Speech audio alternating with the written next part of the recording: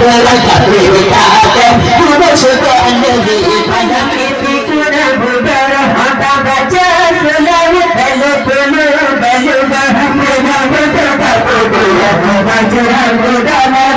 pada Allah madu bagu asrana jago hati yang cucu kita berdua belumnya pada dahir maju dan supaya bertidara baru ada baca dua berdua tandunya orang berjumpa dua bayar di dalam barang aduh kita menagi berasa kita ada mudah suka Nabi pada cukup leluhur saya akan berharap maju berdoa berdoa ada Tuhan dengan kesenangan barang berdoa ada Tuhan dengan kesenangan barang aku tidak boleh hanya saja yang bergaba kepadanya itu tanya hanya tipu elah ada yang berdoa coba coba lepas kata dalam berdoa lagi para Umar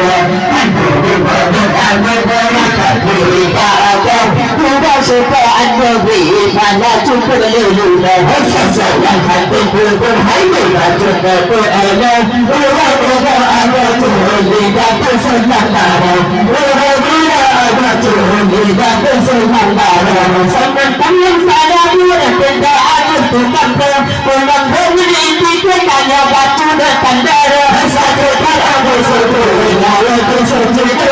pada senang berbaju hanya amalan salah aku berdoa berdoa berdoa mudah suka Nabi pada cukup leluhur saya akan berharap maju berdoa berdoa ada Tuhan dengan kesenangan berdoa ada Tuhan dengan kesenangan menurutnya Nabi lebih pada sejuta alim ulama rawi bukti akhiran nubra akhirat setanyamu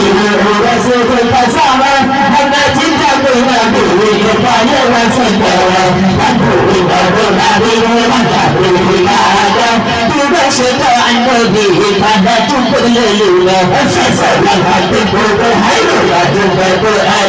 berdoa ada Tuhan dengan kesenangan berdoa ada Tuhan dengan kesenangan sangat tenang sangat mudah kita akan berdoa dengan memiliki hanya batu dan tandara satu kala bersyukur lalu bersyukur pada senang berbatu pada amalan saya aduh berdoa berdoa kita ada mudah suka Nabi pada cukup leluhur saya hati berharap maju berdoa berdoa ada Tuhan dengan kesenangan berdoa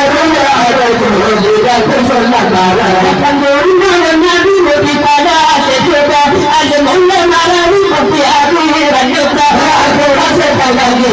rasul bersama hanya cinta Nabi kepada rasulullah aku berdoa berdoa